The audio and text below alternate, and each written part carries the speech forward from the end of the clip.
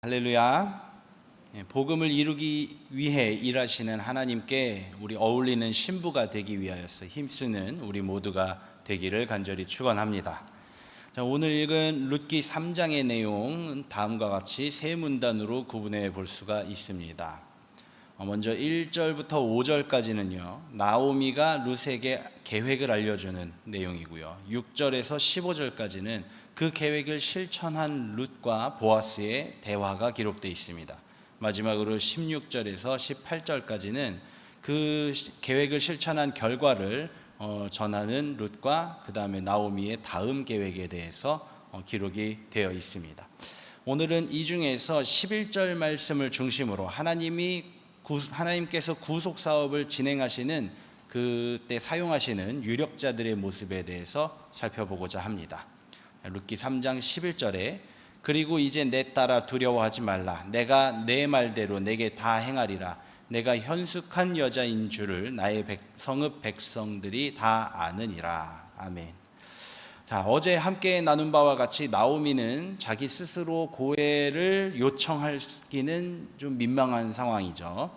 그렇다고 이제 보아스가 자기 스스로 고해를 자처하고 나서기도 쉽지 않은 입장이었습니다.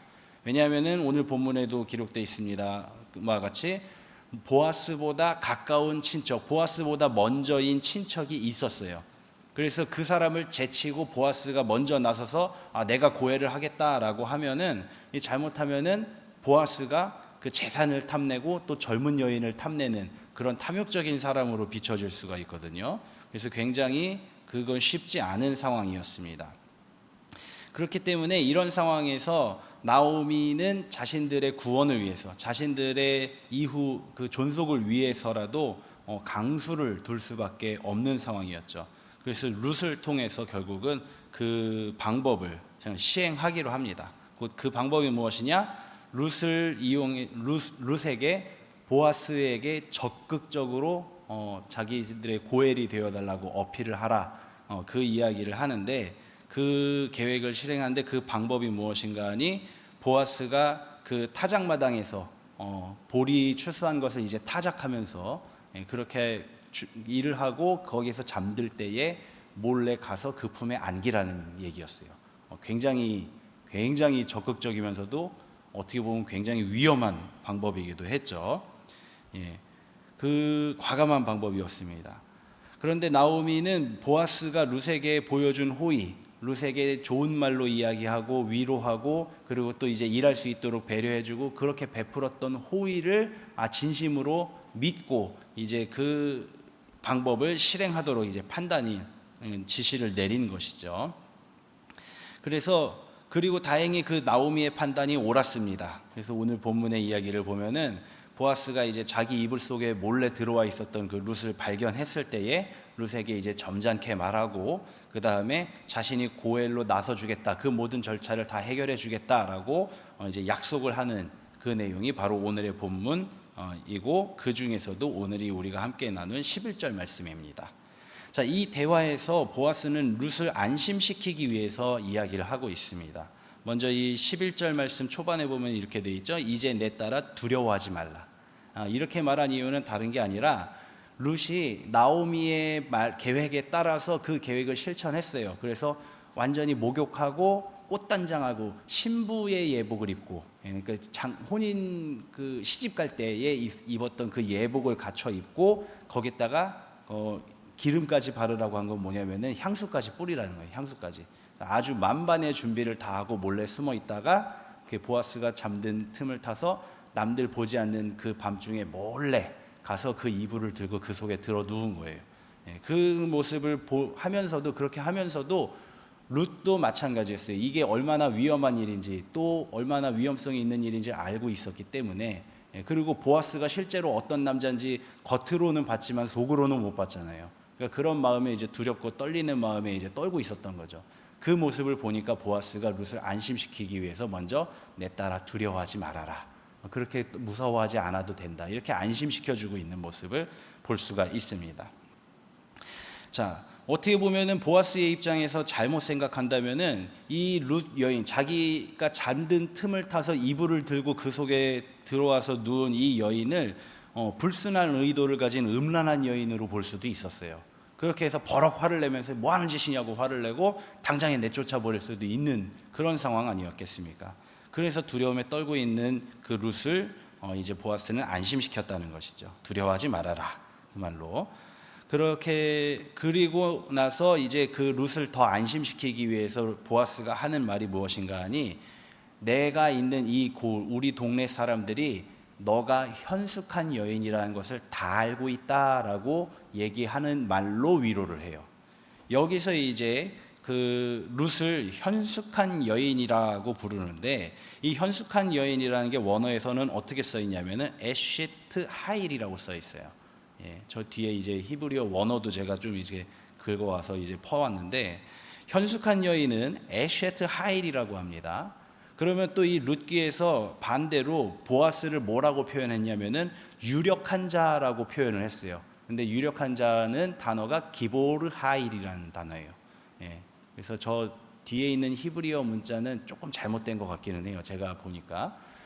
그래서 에쉐트 하일, 현숙한 여인은 에쉐트 하일, 유력한 자 보아스는 기보르 하일. 그래서 하일이라는 단어가 동시에 들어가 있죠.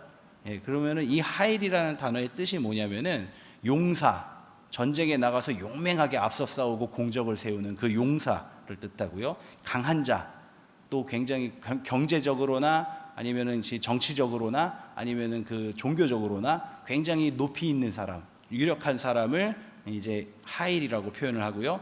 그걸 종합해 가지고 어떤 의미가 있냐면 존경받을 만한이라는 뜻을 가지고 있어요. 존경받을 만한, 그런 뜻을 가지고 있는 게 하일이라는 단어입니다. 그래서 여자의 경우에는 앞에 에쉐트를 붙여서 현숙한 여인이라고 해석을 하고 있고요. 남자의 경우에는 기보르를 붙여서 유력한 자라고 번역을 하고 있습니다. 룻기를 기록한 저자는 이방 여인 룻을 에쉐트 하일이라고 부르면서 베들레헴에서 부유한 지주로서 그 베들레헴 주민들을 먹여 살리고 있는 이 보아스, 그러면서도 여호와 하나님을 향한 신앙이 올바르게 서 있어서 자기와 함께하는 모든 사람들에게 하나님의 축복을 빌어주는, 그래서 우리 2장에서도 그 얘기 있었죠.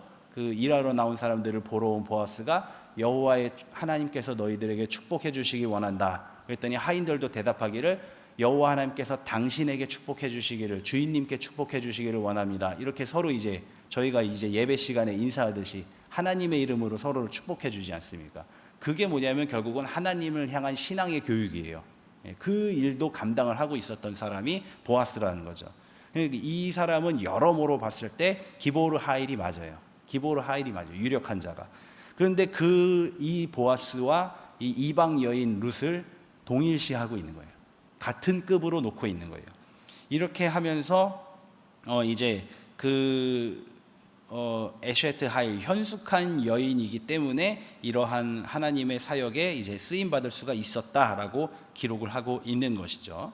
자, 그러면은 우리가 한 가지 더 생각해 볼 것은 무엇이냐? 그러면은 과연 현숙한 여인은 무엇인가에 대해서 좀 생각해 볼 필요가 있습니다.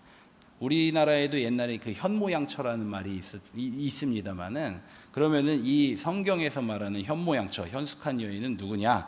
그 이야기는 잠언의 이야기에서 찾아볼 수가 있습니다. 잠언 마지막인 31장 10절과 30절 말씀을 잠깐 보도록 하겠습니다. 잠언 31장 10절에 누가 현숙한 여인을 찾아 얻겠느냐? 그의 값은 진주보다 더하니라. 그리고 쭉 이제 현숙한 여인이 어떻다라는 것을 아주 구체적으로 쭉 설명을 하고 있고요. 그 다음에 30절 마지막에 가서 고운 것도 헛되고 거짓되고 아름다운 것도 헛되나 오직 여호와를 경외하는 여자는 칭찬을 받을 것이라 하면서 잠언이 마무리되고 있습니다. 이 잠언의 마지막 장인 31장은 르무엘이라는 사람의 어머니가 자기 아들 르무엘에게 전하는 잠언이에요. 여기에서 이 르무엘의 어머니는 르무엘에게 먼저 술 마시는 거 좀 적당히 해라, 그런 거 기본적인 거죠. 그 다음에 하나님 경외하기를 잊지 말아라, 이런 것들을 권한 직후에 바로 현숙한 여인을 찾아서 아내로 얻으라라고 권하면서 그 현숙한 여인이 어떤지에 대해서 쭉 설명을 하고 있어요. 구체적으로 설명을 하고 있습니다. 근데 그 긴 내용들을 요약해 보면은 남편에게 늘 선하게, 남편을 늘 착하게 존중하게 대하는 여자, 그리고 부지런히 일하면서 집 안일 바깥일 구분하지 않고 부지런히 일하는 여자. 그런데 일하면서도 그냥 부지런히만 하는 게 아니라 재주도 좋고 기술도 좋아서 잘 가꾸기도 하고 또 하인들을 거느리고 여러 가지 사업을 진행을 하면서 집안에 유익을 주는 여자. 그리고 말에는 또 지혜가 담겨 있어서 자녀들을 가르치기도 잘하고 또 밖에 있는 사람들에게도 저 사람은 정말 여자지만 존경받을 만하다라고 칭송받고 인정받는 여자. 대단하죠. 굉장히 기준이 높습니다. 그런 여자를 현숙한 여자다라고 가르쳐주고 있어요. 거기에다가 이제 더해서 마지막 결정적인 것은 무엇이냐? 아름다운 것도 헛되고 고운 것도 잠깐이지만은 여호와를 경외하는 여자가 칭찬받는다라고 마지막에 가르쳐주고 있습니다. 자, 그런데 이제 재밌는 사실이 하나 있는데 우리가 가지고 있는 성경에서는 그 역사적인 연대순에 따라서 사사기 다음에 룻기가 있어요. 그래서 사사기에서는 여호수아 죽은 뒤로부터 이제 사무엘 직전까지의 이야기를 이제 다루고 있죠. 그리고 룻기는 바로 그 사사 시대의 이제 이야기인데 이 룻기서가 여기 등장하는 이유는 다윗 왕의 계보가 시작이 되기 때문이에요. 그리고 난 다음에 이제 사무엘서가 시작되면서 다윗의 이야기로 넘어가죠. 사무엘이 시작되면서 처음에는 사울 왕 이야기 잠깐 나오고 그 다음에 다윗 왕 이야기 나오고 다윗 왕의 이야기가 쭉 이어지잖아요. 그래서 그 다윗 왕을 등장시키기 위해서 룻기서가 여기에 껴있죠. 사사기와 사무엘 사이에. 그런데 히브리 성경 있잖아요. 유대교에서 사용하는 히브리 성경에는 순서가 다릅니다. 어떻게 돼 있냐면은 역사서대로 몰려 있고 그 다음에 예언서대로 몰려 있고 그 다음에 이제 성문서가 모여 있는데 성문서의 첫 번째가 시편, 두 번째는 욥기, 그 다음이 잠언, 그 다음이 룻기예요. 잠언 다음에 룻기, 그 다음이 아가서입니다.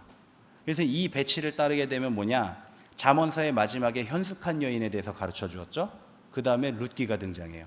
무슨 얘기냐? 현숙한 여인의 실제 모습을 보여주는 거예요. 그 현숙한 여인의 실제가 이렇다라는 걸 보여주고 거기에다 더해서 현숙한 여인이 어떻게 하나님께 쓰임 받았는가. 그래서 이제 그 다윗 왕의 계보가 시작되는 그런 이야기를 하죠. 그리고 거기에서 한 장 더 나아가면 아가서에서 현숙한 여인의 사랑이 어떤지, 하나님께서 보여주시는 그 사랑이 어떠한지를 이야기를 하고 있는 그런 순서로 성경이 배열이 되어 있습니다. 그래서 룻기는 결국 어떤 의미를 가지고 있느냐? 이방 여인 룻이 어떻게 이스라엘의 메시아의 가문에 이름을 올릴 수가 있었느냐? 이에 대한 이야기를 보여주는데 그 이유가 딱 한 가지, 현숙한 여인이었기 때문에 가능했다라고 우리에게 가르쳐주고 있는 것이죠. 그리고 현숙한 여인, 잠언에서 가르치는 바와 같이 또 롯이 보여주는 바와 같이 정직하고 신실해서 여호와 하나님을 향한 믿음을 따라서 사는 사람, 그 사람이 바로 현숙한 여인이다. 그리고 이를 위해서 두려움도 부끄러움도 마땅히 감당하면서 나아가는 사람을 현숙한 여인이다 라고 가르쳐주고 있는 것이죠. 사랑하는 성도 여러분, 오늘 이 현숙한 여인의 이야기를 통해서 하나님의 동역자로 나서는 결단을 내리시기를 간절히 축원합니다.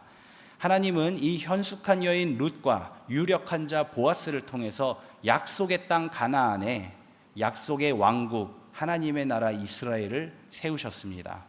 다시 말하면 하나님은 자기가 이루어가고자 하는 그 사업을 진행하심에 있어서 현숙한 여인, 유력한 자를 들어서 쓰신다는 말씀이죠.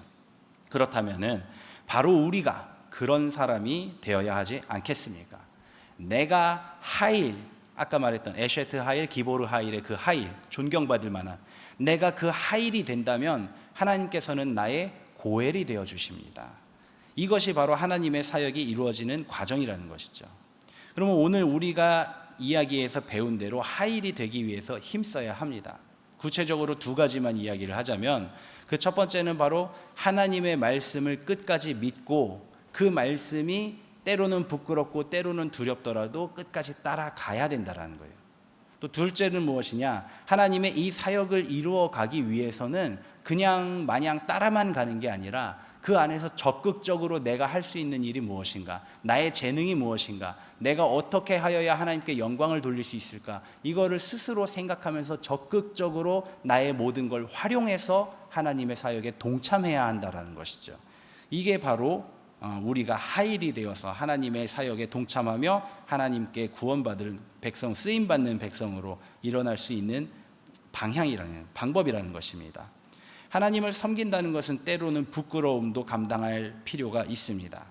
하나님께서는 분명 우리에게 찬양하라 명령하셨습니다. 그런데 내가 저는 노래 잘 못합니다, 그러고선 그냥 앉아만 있는다면은 주님께서는 그 사람을 쓰실 수가 없는 것이죠. 또 주님께서는 분명 가서 전하라 말씀하셨습니다. 그런데 나 사람들 앞에 말 잘 못해요, 나 부끄러워서 못해요 하고 뒤에만 숨어 있는다면은, 그렇다면은 하나님께 쓰임 받을 수가 없다라는 것이죠. 주의 몸된 교회를 위해서 힘써 일하라 하셨는데 저는 할 줄 아는 게 하나도 없어요, 저는 완전 다 젬병이에요 하면서 가만히만 있는다면 쓰임 받을 수가 없다라는 것이죠. 하일이 되려면 부끄럽다 해도 나서야 되고, 또 잘 못하면 잘할 때까지 훈련하고 연습하고 자기 자신을 이제 계속해서 가꾸어 나가야 합니다. 그리고 또 자신이 할 수 있는 일을 찾아서 주의 몸된 교회를 가꾸어 나가는 일에 뭐 하나라도 보태기 위해서 힘써 일해야 한다라는 것이죠. 또 이를 위해서 내가 가진 재능이 무엇인가를 찾아야 하고, 또 내가 가지고 있는 그 재능을 하나님의 교회를 위해서 어떻게 사용할 수 있을까를 지혜롭게 판단하면서 나서야 한다는 것이죠. 그럴 때 우리는 비로소 하일이 될 수 있습니다. 남자들은 기보르 하이, 여자들은 에셰트 하이, 그게 될 수 있다는 것이죠. 그래서 우리 중에 진정한 하일이 한 명이라도 일어선다면 그로 인해서 우리 교회는 크게 쓰임받을 것입니다. 하물며 우리 모두가 하일이 되기 위해서 나의 나된 모습을 버리고 오직 주님의 말씀, 주님의 나라 그 사역을 위해서 힘쓴다면은 하나님께서 얼마나 큰 사역을 또 우리에게 맡겨주시겠습니까? 바로 그때에 하나님께서는 우리를 위로하시면서 두려워 말라 위로하시면서 우리의 고엘이 되어주시겠다고 말씀하시는 거예요. 내가 너의 고엘이 되기 위해서 위험도 부끄러움도 감수하겠다라고 그때 말씀해 주시는 겁니다. 오늘 본문의 11절에서 13절 말씀에 그리고 이제 내 따라 두려워하지 말라. 내가 내 말대로 내게 다 행하리라. 내가 현숙한 여자인 줄을 나의 성읍 백성이 다 아느니라. 참으로 나는 기업을 물을 자이나 기업 물을 자로서 나보다 더 가까운 사람이 있으니 이 밤에 여기서 머무르라. 아침에 그가 기업 물을 자의 책임을 내게 이행하려 하면 좋으니 그가 기업 물을 자의 책임을 행할 것이니라. 만일 그가 기업 물을 자의 책임을 내게 이행하기를 기뻐하지 아니하면 여호와께서 살아계심을 두고 맹세하노니 내가 기업 물을 자의 책임을 내게 이행하리라. 아침까지 누워있을지니라 하는지라. 아멘. 이 말씀 13절 살펴보면 우리가 좀 오해할 수 있는 게 무엇이냐면은 마치 보아스가 자기보다 그 더 가까운 친족 그 사람이 기업을 물은다 하면은 좋겠다라고 말하는 것처럼 보일 수가 있어요. 그런데 그거는 율법에 의해서 순서가 그렇게 된다라고 이야기를 한 것이지 실제로 그걸 바라고 한 말은 아닙니다. 그래서 실제로 우리 4장으로 넘어가서 보아스가 어떻게 하는지 보면은 그 친족을 이제 부릅니다. 성문 앞에서. 성문이라는 데는 이제 주로 이제 마을에 중요한 회의가 있을 때 사람들이 모이는 곳이었죠. 그래서 성문 앞에 앉아 있다가 그 사람이 오는 걸 보고 이쪽으로 잠시 와보라고 부릅니다. 그리고 마을로 사람을 보내서 장로 10분, 증인이 되고 재판을 할 장로 10분을 모셔요. 이렇게 해서 12명이 이제 모여 앉아가지고 이야기를 하는데 나오미가 온 거 알지 않냐? 근데 그 나오미가 이제 이렇게 왔으니까 엘리멜렉의 유산을 다시 이제 찾아줘야 되지 않냐? 그 기업을 물러줘야 되지 않겠냐? 근데 지금 엘리멜렉에게 남아있는 친족이 너랑 나 둘인데 네가 먼저고 내가 그 다음이고 우리 다음엔 아무도 없다. 그럼 어떻게 하겠냐? 얘기를 하는 거예요. 그 장로들 앞에서. 그랬더니 이 사람이 그러면은 내가 이제 기업 물을 자의 그 책임을 다 하겠다라고 대답을 하는 거예요. 근데 그때 생각에 이 사람은 아마도 그 나오미만 데리고 와서 나오미는 이제 나이가 많으니까 데리고 와서 데리고 있다가 나오미가 이제 후사를 못 보고 죽으면, 후사를 보기는 어렵죠, 나오미 입장에서는.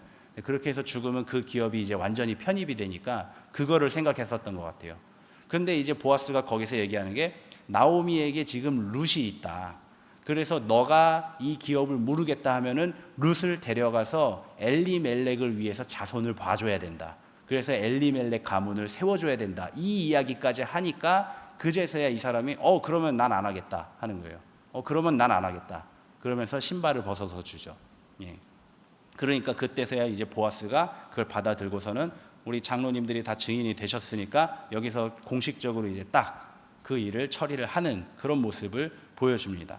결국은 이제 보아스가 자기 자신이 그 룻과의 한 약속을 지키기 위해서 약간의 이제 위험성, 뭐 탐욕적으로 보인다던가 아니면은 그런 모습들을 이제 다 감수하고서도 엘리멜렉 친족을 위해서 그 모든 일을 진행하는 것으로 이제 얘기를 잘 풀어가지고 그 모든 일들을 다 진행을 시키는 이야기를 4장에서 이제 볼 수가 있겠죠.